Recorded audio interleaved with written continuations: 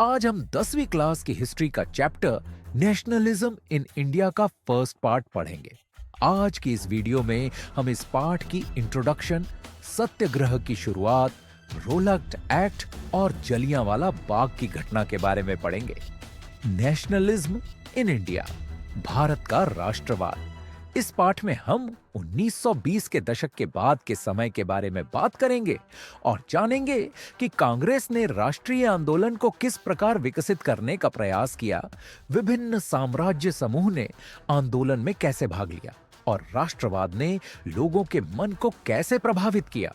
प्रथम विश्व युद्ध के बाद सबसे पहले युद्ध ने एक नई आर्थिक और राजनीतिक स्थिति उत्पन्न कर दी। इसके परिणाम स्वरूप रक्षा के क्षेत्र में भारी वृद्धि हुई, जिस कारण लोगों से ज्यादा कर लिया जाने लगा।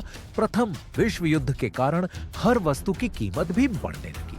केवल 1913 से 1918 के बीच कीमत दुगनी हो गई, जिससे आम लोगों को काफी मुश्किलों का सामना करना पड़ा। सत्याग्रह का विचार। जैसे कि हम जानते हैं कि महात्मा गांधी जनवरी 1915 को भारत लौटे थे। वह अफ्रीका में सफलतापूर्वक युद्ध लड़कर वापस आए थे। उनका मन था कि यदि सत्य और संघर्ष असमंजस स्थिति के विरुद्ध है तो लड़ने के लिए शारीरिक बल आवश्यक नहीं है, केवल अहिंसा के माध्यम से युद्ध जीता जा सकता है। महात्मा गांधी का मन था कि अहिंसा का यह धर्म सभी भारतीयों को एकजुट कर सकता है। अब भारत आने के बाद महात्मा गांधी ने विभिन्न स्थानों पर सत्याग्रह आंदोलन सफलतापूर्वक आयोजित किए। 1916 में वह बिहार के चंपारण गए, जहां उन्होंने किसानों को ऑपरेसिव प्लांटेशन सिस्टम के विरुद्ध संघर्ष करने के लिए प्रेरित किया।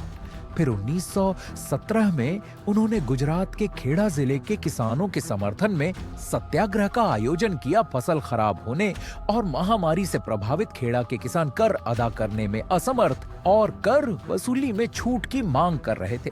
1918 में महात्मा गांधी अहमदाबाद गए, जहां उन्होंने कॉटन मिल वर्कर्स के बीच सत्याग्रह आंदोलन का आयोजन किया। Rowlatt act.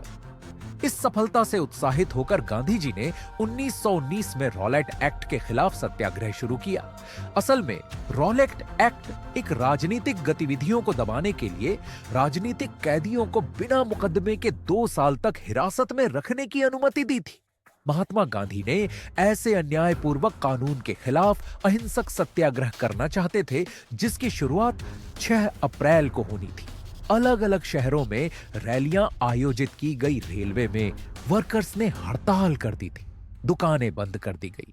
जन आंदोलन में चिंतित और रेल एवं टेलीग्राफ जैसी संचार के साधन बंद हो गए। मार्शल लॉ को लागू कर दिया गया। जनरल डायर को कमान दे दी गई। 13 अप्रैल को जलियांवाला बाग की भयानक घटना घटी। उसी दिन जलियांवाला बाग के मैदान में बड़ी भीड़ जमा हुई थी।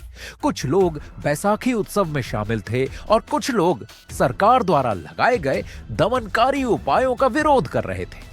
भीड़ की वजह से कहीं गांव वालों को लागू मार्शल लॉ की जानकारी नहीं थी। तभी जनरल डायर वहां पर आया। उसने बाहर निकलने के रास्ते बंद कर दिए और भीड़ पर गोलियां चला दी। इससे सैकड़ों लोगों की मृत्यु होगी और कई लोग घायल हो गए, जिसके कारण सत्याग्रहों के मन में डर की भावना पैदा हो गई। जलियांवाला बाग की खबर फैलते ही उत्तर भारत के कई शहरों में भीड़ सड़कों पर उतर गई। हड़ताल हुई, पुलिस से झड़प हुई और सरकारी इमारत पर हमला हुआ। जो लोग हड़ताल कर थे, सरकार ने उन पर कार्रवाई की, जिसका मकसद लोगों को अपमानित और भयभीत करना था।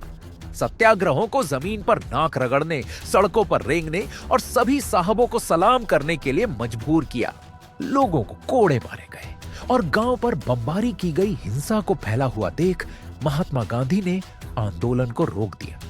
महात्मा गांधी ने अब भारत में एक व्यापक आंदोलन शुरू करने की आवश्यकता महसूस की, लेकिन उन्हें पूरा विश्वास था कि हिंदू और मुसलमान को एकजुट किए बिना ऐसा कोई आंदोलन पूरा नहीं हो सकता था। मुंबई में एक खिलाफत समिति का गठन किया गया। मोहम्मद अली और शौकत अली जैसे युवा मुस्लिम नेताओं ने महात्मा गांधी के साथ इस मुद्दे पर एक संयुक्त जन आंदोलन की स्थापना पर चर्चा शुरू की। गांधी जी ने इसे मुसलमान को एक यूनाइटेड नेशन आंदोलन के दायरे में लाने के अवसर के रूप में देखा। इस सितंबर 1920 में कांग्रेस के कोलकाता सेशन में उन्होंने अन्य नेताओं को खिलाफत आंदोलन के साथ साथ स्वराज के समर्थन में असहयोग आंदोलन शुरू करने की आवश्यकता के बारे में आश्वासित किया।